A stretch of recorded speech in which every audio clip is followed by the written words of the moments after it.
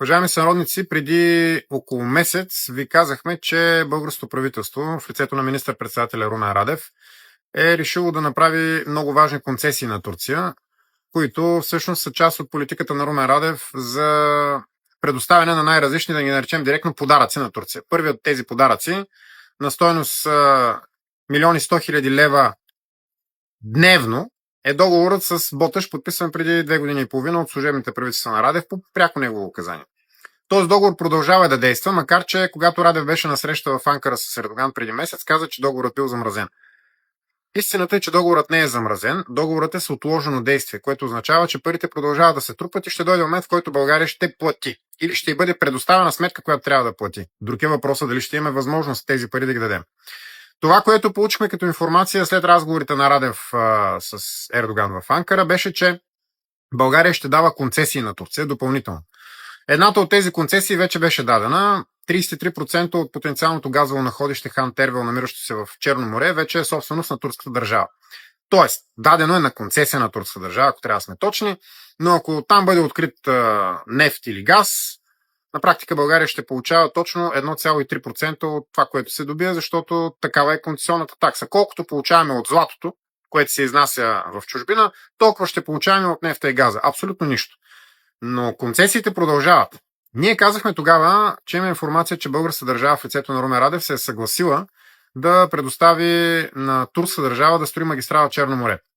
Съответно тази магистрала след това да бъде експлоатирана от турска държава, като ние българите, ако искаме да пътуваме по тази магистрала, трябва да плащаме на Турция. Радев излезе и каза, че това не е вярно и естествено излъга, защото този човек е уникален лъжец. Аз наистина не съм виждал такъв досега в нашата история. Честно ви казвам, за последните 40 години поне, може би преди това назад във времето имало, но това, което ние виждаме в момента е наистина безпрецедентно. Лъжеца Радев каза, че това не е вярно и всъщност за негова изненада вчера не някой друг, а турският министър на транспорта Абдулкадир Уралоглу излезе с една много интересна информация, която беше цитирана от БТА и после беше цитирана от абсолютно всички български медии. В нея става ясно, че първо, да, турската държава ще строи магистрала Черно море и ще я ползва на концесия. Второ, турският министър, всъщност второто, което е интересно, че ние научаваме тази новина от турския министър, не от българския министър, не от българския министър-председател Радев. Третото, което е интересно, турският министър доста великодушно заявява, че ще бъде позволено и на български фирми да участват. Тоест, разбирайте, ще подхвърлят някой грош и на раята. Четвъртото нещо, което вече е най-интересното, турският министър заявява, че турските специалисти вече са направили подготовката на проекта и се запознали с терена. Иначе казано, уважаеми сънародници, докато ние с вас си мислим, че от нас българите нещо зависи, там парламент, Народно събрание, пък Министерски съвет, пък министър-председател, нашите турски съседи вече са обходили терена между Бургас и Варна, подготвили са проекта, запознали се с терена и са готови да действат. Когато не собственият ти министър на транспорта и не собственият ти министър-председател, а чуж министър на транспорта ти каже какво ще се случва в твоята държава, това означава, че ти нямаш държава, си някаква друга провинция, колония или в конкретния случай турски вилет.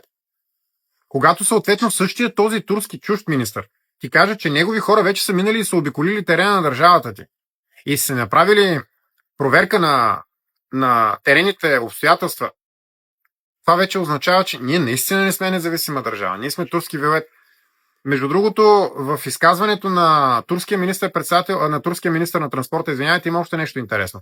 Той казва, че всъщност идеята е да се свърже турската граница с румънската граница и магистрала Черно море, която по принцип е планирана само за вътрешна употреба, т.е. да обслужва трафика между Варна и Бургас, който е ужасен, защото лятно време 100 км се минават от порядъка на около 3 часа, защото толкова е разстоянието между Варна и Бургас.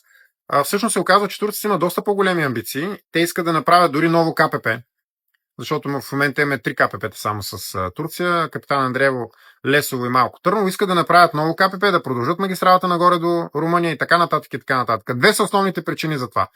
Първата причина е тази, която се набива на очи веднага, разбира се, и това е, че се подготвя война срещу Русия. За целта е нужно, независимо кога ще се случи това нещо, елитите в Европейския съюз правят всичко необходимо, за да стане това. Тикат ни натам и с оглед на пропагандата, която виждаме в нашата страна, очевидно е, че това ще се случи.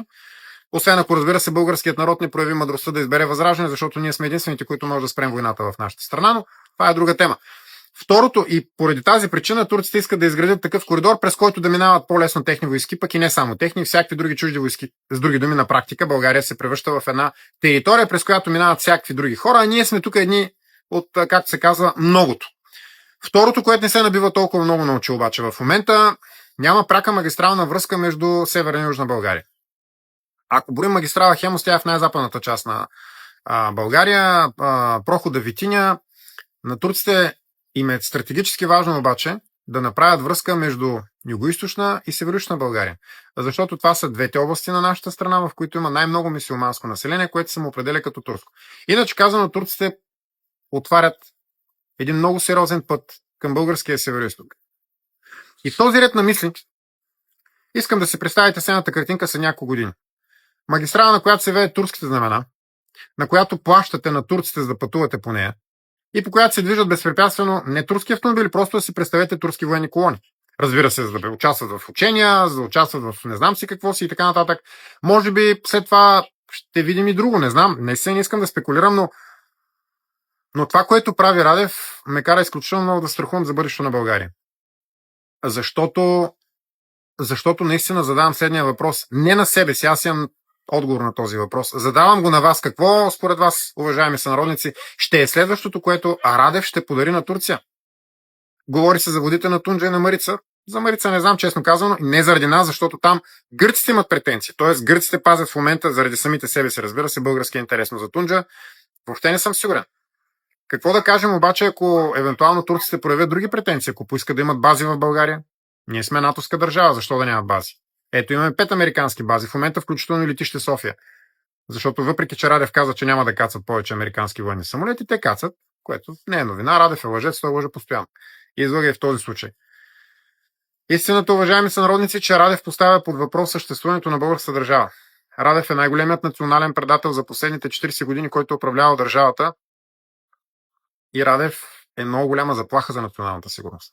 Затова накрая ще ви кажа съвсем накратко, с оглед на всичко това, което чухте до момента. Имаме следните две алтернативи пред нас. Или ние българите премахваме Радев от управлението, или Радев премахва нас българите от държавата България. Това са двата варианта. Изборът е ваш.